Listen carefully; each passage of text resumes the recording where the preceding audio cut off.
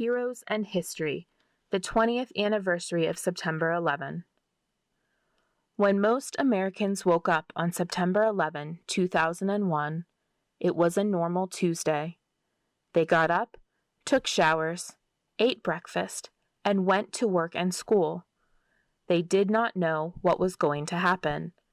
They did not know the world would change forever. 8:46 a.m. At 8:46 a.m., an airplane crashed into the North Tower of the World Trade Center in New York City.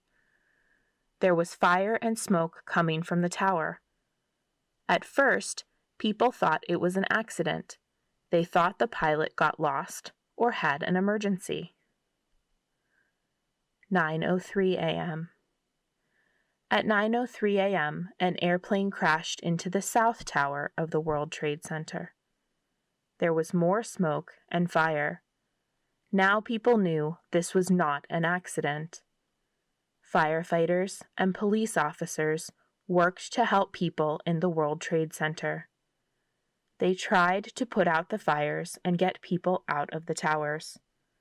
People on the streets panicked. There was smoke and ash falling through the air. People were jumping from the towers to escape the smoke and fire.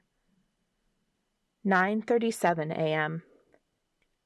Half an hour later, a third plane crashed. This crash was not in New York City. It was near Washington, D.C. in Arlington, Virginia. This plane crashed into the Pentagon. The Pentagon is the main office for U.S. defense. It is a symbol of the U.S. military. People worried there would be more crashes. They wanted to know what would be hit next. 10:03 a.m. At 10:03, a fourth plane crashed in a field in Pennsylvania. The people on this plane had heard on their cell phones about the other plane crashes. They tried to stop the terrorists that took over their plane. They fought with them to get control. This fight made the terrorist crash the plane into the field. The terrorists on this plane were probably flying to Washington, D.C. They may have crashed into the White House or the Capitol building. What happened next? People all over the U.S. stopped to watch the crashes.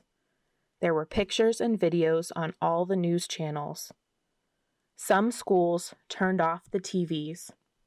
They did not want children to see the pictures. They did not want them to be scared.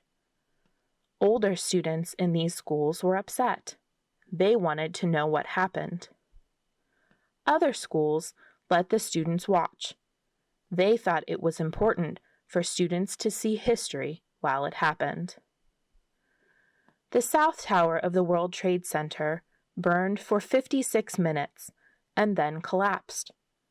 The North Tower burned for 102 minutes and then collapsed too.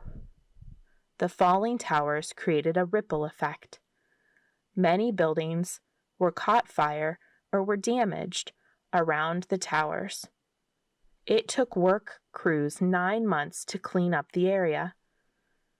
Almost 3,000 civilians, firefighters, police officers, and military members died in the attacks. More than 6,000 others were hurt. This included 265 people on the airplanes, 2,606 people in and around the World Trade Center, 125 people at the Pentagon, and the 19 hijackers. Most of the people were Americans, but more than 90 countries lost people too. This is still the most people to die in a single terrorist attack ever in U.S. history. After the attacks. In the days and weeks after the attacks, Americans became closer.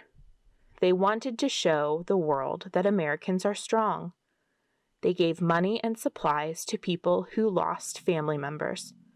They donated blood for people who were injured. They sang patriotic songs and flew flags. Countries around the world also supported America. In October 2001, President Bush announced a new government office, the Office of Homeland Security. This new office would help protect America from other terrorist threats and attacks. He also announced that al-Qaeda planned the 9/11 terrorist attacks. Al-Qaeda's leader, Osama bin Laden, was in Afghanistan. Al-Qaeda also had training camps for more terrorists in Afghanistan. To help stop the terrorists, the U.S. sent troops to Afghanistan. Most troops have come home now, but some are still there. Memorials to September 11, 2001. On December 18, 2001, Congress named September 11 Patriot Day. This would help Americans never forget what happened that day. Other memorials were also created to help Americans remember.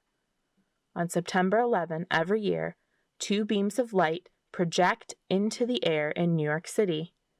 They show where the Twin Towers used to be. In the years following the attacks, memorials and museums have opened in New York City, Washington, D.C., and Shanksville, Pennsylvania. Plans for rebuilding the World Trade Center began a few years after the terrorist attacks. Rebuilding would help Americans remember what happened. The plan took many years. Finally, in November 2014, One World Trade Center opened. It was the tallest building in the Western Hemisphere. It was built in the same place as the old World Trade Center and has 2 fountains to show where the Twin Towers were. This year is the 20th anniversary of the attacks on September 11. There will be ceremonies and special events across the country. These events will remember the people that were lost. They will show that America will never forget. We remember the lives lost on that day and honor all of those who still are dealing with the suffering. For more information about Easy English News, visit our website, easyenglishnews.com.